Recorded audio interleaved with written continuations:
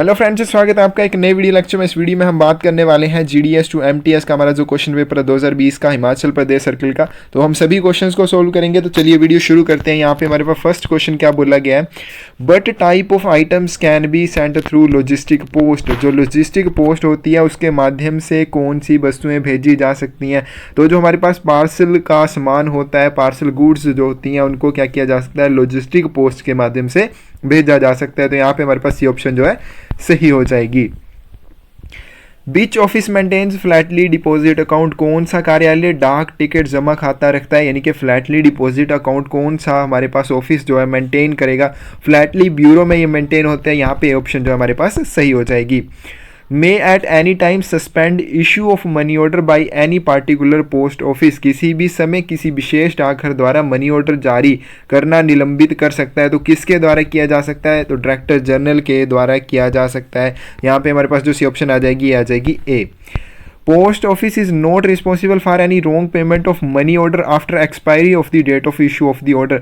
आदेश जो money order होता है जारी होने की तिथि की समाप्ति के बाद मनी ऑर्डर को किसी भी गलत भुगतान के लिए डाकघर जिम्मेदार नहीं होगा। यानी कि आपने अगर किसी भी मनी ऑर्डर की गलत डिलीवरी के लिए या उसकी गलत पेमेंट के लिए अगर कोई भी इशू है आपको, तो कितने टाइम के भीतर आपको पोस्ट ऑफिस को बताना है, 1 साल के भीतर। उसके बाद कोई भी जिम्मेदारी नहीं होगी पोस्ट ऑफिस की।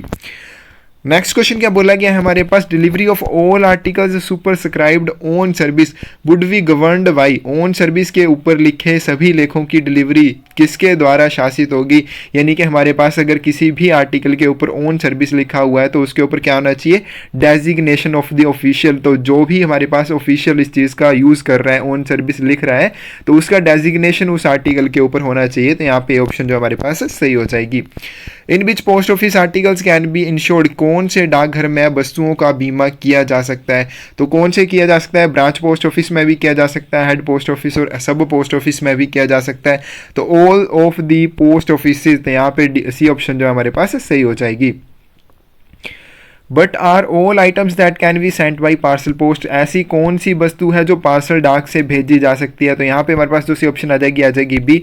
Anything except articles the transmission of which is prohibited. तो कुछ भी हम भेज सकते हैं, बट उसका जो ट्रांसमिशन है वो प्रोहिबिट नहीं होना चाहिए, निषेध नहीं होना चाहिए। In case of the death of insurant the sum assured and bonus accrued is payable to. बीमाकर्ता की मृत्यु के मामले में बीमा राशि और अर्जित बोनस किसे दिया जाएगा, तो असाइनी, जो भी संपत्ति भागी होगा उसको दिया जाएगा। तो ये ऑप्शन यहाँ पे सही हो जाएगी। नेक्स्ट क्वेश्चन क्या बोला गया, newspaper was registered for the first time on 30 May it would end on. 30 मई को पहले टाई के लिए एक समाचार पत्र पंजीकृत किया गया था, यह समाप्त होगा। तो अगर पहली बार किसी भी रजिस्टर्ड न्यूज़पेपर की पंजीकरण होता है तो वो कब तक रहता है, 31 दिसंबर तक। उसी सेम ईयर के 31 दिसंबर तक वो रिमेन्स इन फोर्स रहता है। यानी कि उसकी 31 दिसंबर को क्या हो जाएगा, वो खत्म हो जाएगा। तो यहाँ पे जो सी ऑप्शन आ जाएगी ए। A registered newspaper should be published numbers at intervals of not more than। एक पंजीकृत समाचार पत्र को अधिक से अधिक के अंतराल पर संख्या में प्रकाशित किया जाना चाहिए। तो बड़ी संख्या में कितने समय पर, कितने अंतराल पर इसको प्रकाशित किया जाता है, 31 डेज के अंतराल पर। डी ऑप्शन यहाँ पे सही हो जाएगी। Postage free blind literature transmitted by. डाक मुक्त नेत्रहीन साहित्य द्वारा प्रेषित किया जाएगा। यहाँ पे क्या बोला कि अगर कोई ब्लाइंड लिटरेचर पैकेट है और उसके ऊपर, यानी कि फ्री ब्लाइंड लिटरेचर पैकेट है, उसके ऊपर कोई भी चार्जेस नहीं लगे हैं, तो उसको कैसे ट्रांसमिट किया जाएगा, उसको सरफेस मेल के थ्रू ही ट्रांसमिट किया जाएगा। बट अगर उसके ऊपर हवाई चार्जेस लगे हों देन उसको बाई एयर ट्रांसमिशन उसका किया जा सकता है। Which of the following is first class mail. निम्न में से कौन सी प्रथम श्रेणी की मेल है। यहाँ पे हमारे पास ब्लाइंड लिटरेचर नहीं है, रजिस्टर्ड न्यूज़पेपर नहीं है, बट पोस्ट कार्ड हमारे पास किस में आते हैं, फर्स्ट क्लास मेल में आते हैं। यहाँ पे सी ऑप्शन जो है सही हो जाएगी।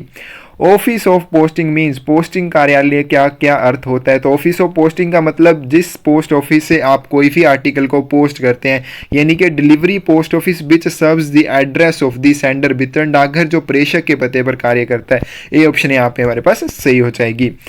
Rental period of A post box starts from in which it is allotted. एक पोस्ट बॉक्स के किराए की अवधि शुरू होती है जिसमें इसे आवंटित किया गया है। यानी कि कब इसके किराए की अवधि जो है शुरू होगी, first day of the month in which it is allotted. तो जिस मंथ आपको यह अलॉट किया गया है उस महीने की पहली तारीख से। These will be delivered through post box, इनमें से हमें बताना है कि किसे पोस्ट बॉक्स के थ्रू डिलीवर किया जा सकता है। तो यहाँ पे हमारे पास इस क्वेश्चन का जो सही आंसर आ जाएगा, ये आ जाएगा only fully paid unregistered articles of letter mail. तो यहाँ पे क्या बोला गया, पत्र मेल के केवल पूरी तरह से भुगतान किए गए अपंजीकृत लेख। तो यहाँ पे बी ऑप्शन जो हमारे पास सही हो जाएगी। Where addressee cannot be found or does not take delivery within days, it may be reverted to office of posting। जहाँ पता करने वाला नहीं मिल सकता है, यानी कि आपने जिस आर्टिकल को भेजा है वो उसका एड्रेस ही नहीं मिल रहा है, तो या फिर उसके कितने दिनों के भीतर उसकी डिलीवरी नहीं हो पाती है, तो उसे पोस्टिंग के कार्यालय में वापस कर दिया जाएगा। तो 7 दिन के भीतर अगर एड्रेस ही नहीं मिलता है, उसके बाद क्या होता है, पोस्ट ऑफिस में उसको रखा जाता है, तब भी उसकी डिलीवरी नहीं हो पाती है, एड्रेस ही जो है वो नहीं मिलता है या पोस्ट ऑफिस में नहीं आता है, देन उसको क्या किया जाएगा, ऑफिस ऑफ पोस्टिंग, यानी कि जहाँ से वो आया उसको उसी कार्यालय को वापस भेज दिया जाएगा, ताकि जो भी सेंडर है उसको उसकी डिलीवरी दी जा सके। In the case of articles addressed to foreign countries, address should be written in. विदेशों को संबोधित लेख के मामले में जो पता लिखा जाएगा वो कैसे लिखा जाएगा, Roman letters and Arabic figures में लिखा जाएगा। तो ए ऑप्शन यहाँ पे हमारे पास सही हो जाएगी। नेक्स्ट क्वेश्चन क्या बोला गया हमारे पास, stamps should be affixed to of address side. जो स्टैंप्स लगाई जाती हैं वो कहाँ पे लगाई जाएंगी, तो राइट हैंड टॉप कॉर्नर पे लगाई जाती हैं। यहाँ पे हमारे पास जिस साइड एड्रेस लिखा है उस side right hand top corner पे लगाई जाएंगी। ए ऑप्शन यहाँ पे सही हो जाएगी। Frank the letters should have name address of sender of cover. स्पष्ट अक्षरों में जो हमारे पास फ्रैंक किए हुए आर्टिकल्स होते हैं उनके ऊपर जो सेंडर होता है उसका एड्रेस कहाँ पे लिखा होता है, तो हमारे पास कहाँ पे लिखा होता है, ये लेफ्ट हैंड बॉटम कॉर्नर पे लिखा होता है। तो यहाँ पे बी ऑप्शन जो सही आ जाएगी, left side bottom corner. Frank impression should be of, Frank की जो शार्प होती है कैसी होनी चाहिए, ब्राइट रेड कलर की होनी चाहिए। तो यहाँ पे बी ऑप्शन जो हमारे पास सही हो जाएगी। नेक्स्ट क्वेश्चन क्या बोला गया है, which word is used in the license die of franking machine to facilitate identification of letters as official dak. आधिकारिक डाक के रूप में जो लेटर्स की पहचान की सुविधा के लिए फ्रैंकिंग मशीन के लाइसेंस डाई में किस शब्द का प्रयोग किया होता है, तो कौन सा शब्द होता है हमारे पास, सर्विस शब्द उसमें प्रयुक्त होता है। यहाँ पे जो डी ऑप्शन है जो हमारे पास सही हो जाएगी। Franking machine must be obtained only from a firm authorised bye. Franking machine केवल अधिकृत फर्म से प्राप्त करनी चाहिए, और किसके द्वारा अधिकृत होती है फर्म, वो हमारे पास डायरेक्टर जनरल के द्वारा। तो यहाँ पे ए ऑप्शन जो हमारे पास सही हो जाएगी। Where flatly of deposit account services available to foreign collectors. जो विदेशी संग्रहकर्ता होते हैं डाक टिकट के, उनके लिए फ्लैटली डिपॉजिट अकाउंट की सुविधा कहाँ पे उपलब्ध है, तो बॉम्बे जीपीओ में है। तो यहाँ पे हमारे पास डी ऑप्शन जो है सही हो जाएगी। Impressions of Frank consist of, Frank की शापों में क्या क्या शामिल होता है, हमारे पास वैल्यू डाई और लाइसेंस डाई शामिल होती हैं। तो यहाँ पे हमारे पास ए ऑप्शन जो है सही हो जाएगी।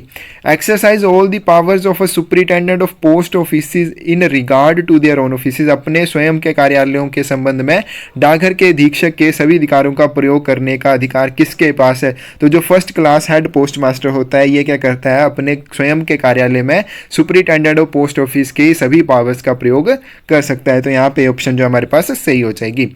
नेक्स्ट क्वेश्चन बोला गया VSAT stands for. VSAT की यहाँ पे फुल फॉर्म पूछी है, तो वेरी स्मॉल अपर्चर टर्मिनल इसकी फुल फॉर्म होती है। बी ऑप्शन यहाँ पे हमारे पास सही हो जाएगी। बीट मीन्स, यहाँ पे बोला गया है गश्त जो होती है बीट होती है, उसका क्या अर्थ होता है, पोर्शन ऑफ अ रेलवे और steamer line over which the RMS section works. Railway या स्टीमर लाइन का वह भाग जिस पर आरएमएस अनुभाग कार्य करता है, बिल्कुल सही बात है।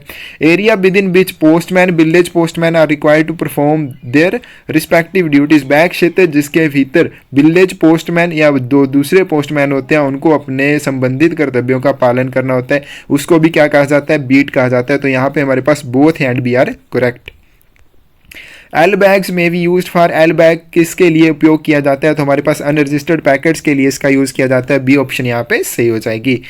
If there is no article for dispatch to an office or section for which a parcel bag is prescribed. यदि किसी कार्यालय अनुभाग को भेजने के लिए कोई वस्तु नहीं है जिसके लिए पार्सल बैग निर्धारित होते हैं, तब क्या करना चाहिए, तो यहाँ पे हमारे पास इस क्वेश्चन की जो सही ऑप्शन आ जाएगी A, no parcel bag need to be made up. कोई भी पार्सल बैग बनाने की जरूरत नहीं है, but a blank parcel list should be made over.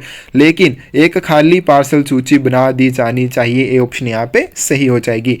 Next question क्या बोला गया, the term clove hitch in rule is related to. नियमों में क्लोव हिच शब्द किससे संबंधित है, तो ये हमारे पास मेल बैग से संबंधित है। तो यहाँ पे बी ऑप्शन जो हमारे पास सही हो जाएगी। सीलिंग वगैरह से संबंधित होता है, यहाँ पे हमारे पास क्या हो जाएगी, बी ऑप्शन सही हो जाएगी। अब यहाँ से शुरू होते हैं हमारे पास जीके के क्वेश्चन। फर्स्ट क्वेश्चन क्या बोला गया है, Kaziranga the famous sanctuary of Assam is famous for. Assam का प्रसिद्ध अभ्यारण्य काजीरंगा किसके लिए प्रसिद्ध है, तो एक सींग वाले गेंडे के लिए प्रसिद्ध है। यहाँ पे हमारे पास ये ऑप्शन जो है सही हो जाएगी। नेक्स्ट क्वेश्चन क्या बोला गया है, the luminous coloured ring surrounding the sun is called the. सूर्य के चारों ओर चमकीले रंग का बेले क्या कहलाता है, तो उसको कोरोना कहा जाता है। तो डी ऑप्शन यहाँ पे हमारे पास सही हो जाएगी। The original 1950 constitution of India is preserved इन। भारत के मूल 1950 के संविधान को संरक्षित किया गया है, तो पार्लियामेंट हाउस में इसको संरक्षित किया गया है। तो यहाँ पे हमारे पास ये ऑप्शन जो आ जाएगी सी।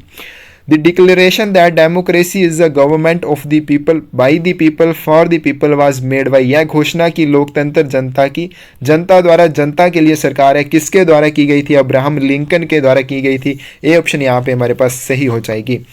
विच of the following is input and output device. निम्न में से कौन सा इनपुट और आउटपुट डिवाइस है, तो यहाँ पे हमारे पास जो सी आंसर आ जाएगा सी। पंच्ड कार्ड, जो छिद्रित कार्ड होते हैं, इनपुट और आउटपुट डिवाइस इनको माना जाता है। ये दोनों तरह से काम करते हैं। कोविड-19 are a large family of. कोविड-19 एक बड़ा हमारे पास परिवार है, तो किसका परिवार है, वायरस का। तो यहाँ पे सी ऑप्शन जो है सही हो जाएगी।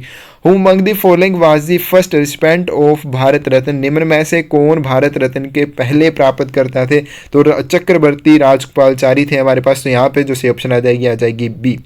नेक्स्ट क्वेश्चन क्या बोला गया, वर्ल्ड लार्जेस्ट रिलीजन। विश्व का सबसे बड़ा धर्म कौन सा है, तो हमारे पास क्रिश्चियन धर्म जो है, ईसाई धर्म है, विश्व का सबसे बड़ा धर्म है। तो यहाँ पे सी ऑप्शन जो है सही हो जाएगी।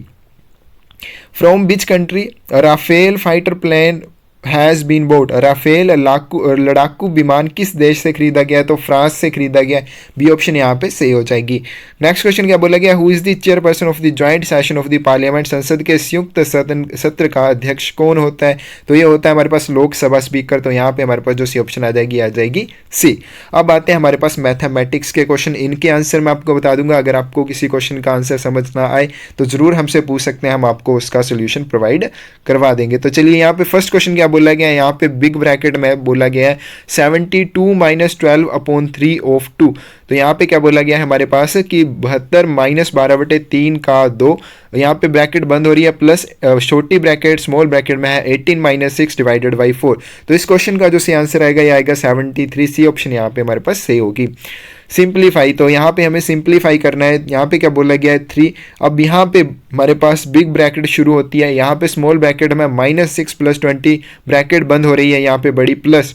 उसके बाद क्या बोला गया है हमारे पास स्मॉल ब्रैकेट में -7 + 9, यहाँ पे स्मॉल ब्रैकेट बंद हो रही है, मल्टीप्लाई में 2 माइनस में 12। तो यहाँ पे क्या इसका क्वेश्चन का सही आंसर आएगा 34 आएगा। ए ऑप्शन यहाँ पे सही होगी। 2/5 of 1/3 of 3/7 of a number is 15 but is 40% of that number। एक संख्या के 3/7 के 1/3 का 2/5 हिस्सा जो है वो 15 है, उस संख्या का 40% क्या होगा। तो इस क्वेश्चन का जो आंसर आएगा ये आएगा बी 105। नेक्स्ट क्वेश्चन क्या बोला गया, a man buys a car for ₹1,400 and sells it at loss of 15% what is the selling price of the cycle. एक आदमी 1400 रुपये में एक साइकिल खरीदता है और अगर 15% की हानि पर बेच देता है तो साइकिल का विक्रय मूल्य क्या होगा। इस क्वेश्चन का जो आंसर आएगा ये आएगा 1,190 रुपीज़। तो यहाँ पे सी ऑप्शन जो है सही हो जाएगी। नेक्स्ट क्वेश्चन क्या बोला गया, a sum fetched total simple interest of ₹4,016.25 rupees at the rate of 9% per annum in 5 years what is the sum. एक राशि पर 5 वर्षों में 9% वर्ष की दर से क्या मिल रहे हैं हमारे पास 4,016.25 रुपये का कुल साधारण ब्याज प्राप्त हुआ। यहाँ पे हमें क्या बतानी है, राशि बतानी है। तो इस क्वेश्चन का जो आंसर आएगा ये आएगा 8,925 रुपीज़। तो यहाँ पे डी ऑप्शन जो हमारे पास सही हो जाएगी।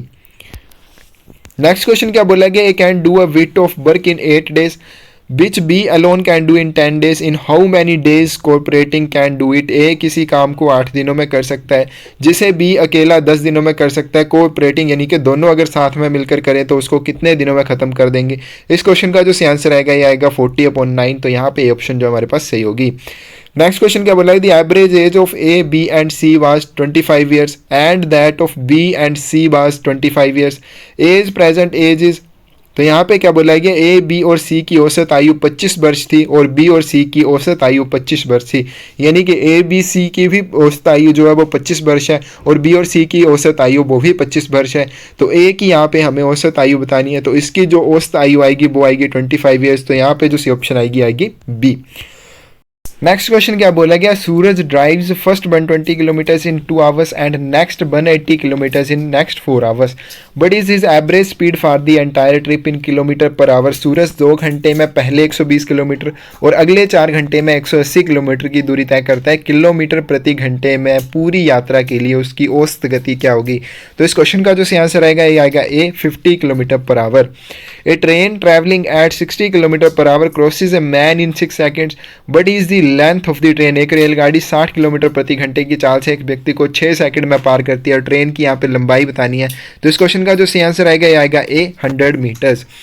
ए worker makes a toy in every 2 hours if he works for 80 hours, then how many toys will he make. एक मजदूर हर घंटे 2 घंटे में एक खिलौना बनाता है, यदि वह 80 घंटे काम करता है तो वह कितने खिलौने बनाएगा। तो इस क्वेश्चन का जो सही आंसर आएगा ये आएगा ए, 40। तो फ्रेंड्स ये था हमारा GDS टू MTS का question paper Himachal Pradesh circle का। अगर आप इन क्वेश्चंस को खुद सोल्व करना चाहते हैं तो आप हमारी क्लासेस में जुड़ सकते हैं, क्योंकि आप जब खुद इनको सोल्व करेंगे आपको आपकी कमियों का पता चलेगा, किस टॉपिक में आपको दिक्कत है, कमजोरी है, तो आपको उस चीज़ का भी पता चल जाएगा।